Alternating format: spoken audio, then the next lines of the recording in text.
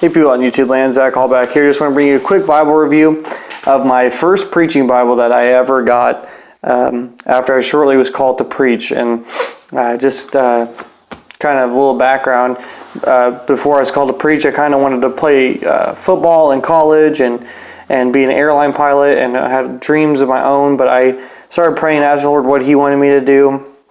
And surely, slowly, but surely He called me into the ministry. And at a missions conference, a missionary preached about the need of more laborers for the harvest, and then I knew the Lord was dealing with me, and so I surrendered to preach and made that calling sure, and told my pastor and my family that I believe this is what the Lord's doing. And it's only been confirmed since then through various different things. But after that, my mom went and got me this Bible, and actually I have a note from her, Romans 10:15, which is, of course, how can they hear the gospel unless a preacher is sent to them?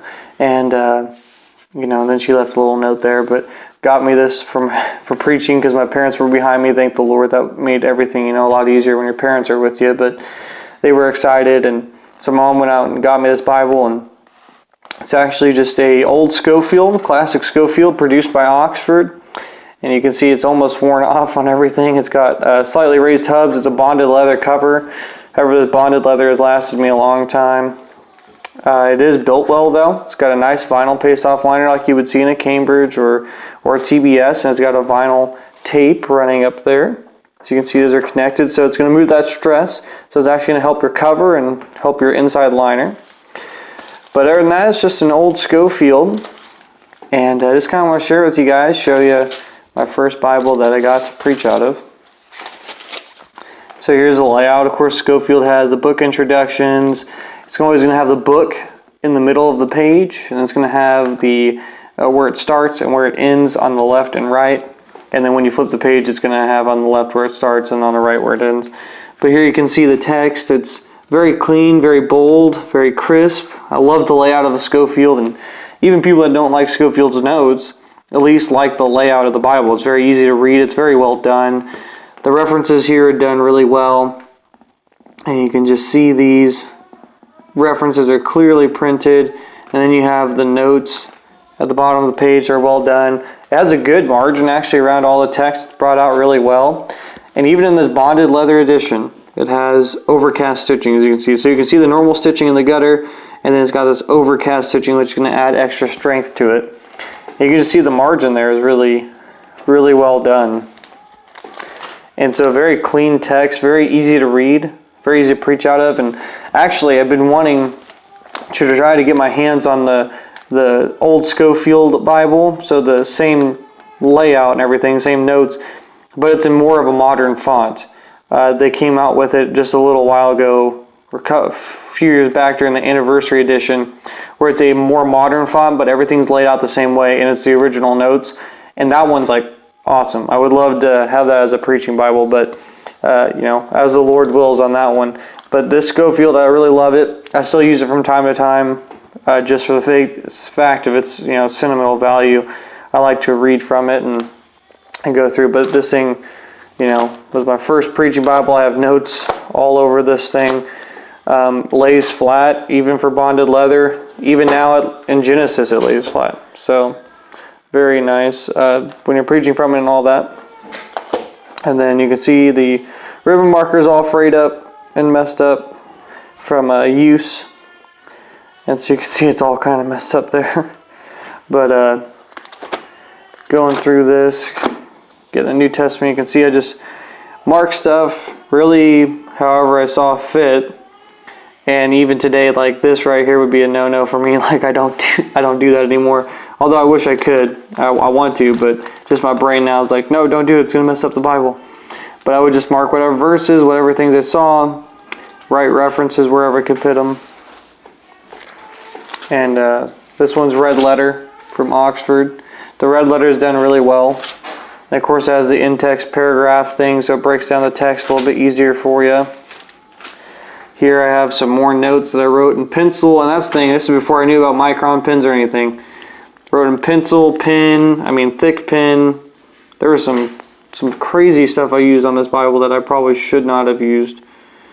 But I just love the layout of the Scofield. It's very helpful. I love the fact that the references are based on the Greek words instead of like coincidental English words. So it's actually based in the original languages, which I really like. It has literal renderings, has paraphrasings of tougher passages and stuff. Has good notes about the text. A lot of the times these study Bibles is like someone's opinion, and like they don't even try to use scripture, but like Scofield deals a lot with the scripture and actually using references in the text, which I appreciate a lot. Let me see if I can't find that spot where I use that.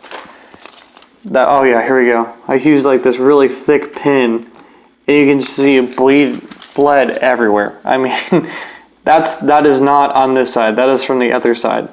So you can see that just got it got everywhere.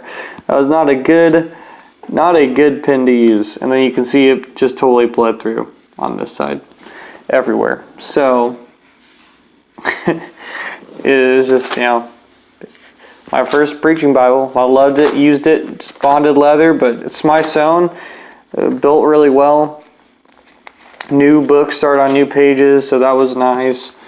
Love the font, love the layout of the Scofield. It's just such a clean and awesome font. And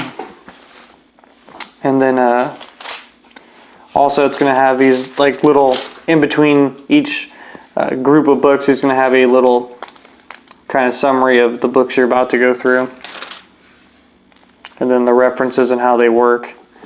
And so I just really like how this is laid out. And then in the back, just going through this real quick, I don't want to take too long, but you got the proper names. So all the proper names you want to know are in this Bible. You go through and find them. They have the scripture references. It has a subject index, so on different topics to preach through, which is really cool. There's a kind of a introduction on how to use this. And then you get the dictionary proper names. Then you have the subject index, which is really cool. It's also going to help you with studying. Then you have the concordance, and the concordance is really long in this one. Standard Oxford Concordance. And then back here you're going to have the maps, and this is where the started to fail on me here. It's still connected, but I'm not going to force it really. But that's where it started to fail. You have some interesting maps, older maps. I don't think it's the ones they use now. And then here I remember the assistant pastor at my church was preaching through a sermon series in John, and I wrote down the notes in the back of this Bible. And this is when I didn't care, man, where you could fit notes anywhere. It didn't have to look nice. And just when I was really excited, about my call to preach, and just reading and just digesting everything.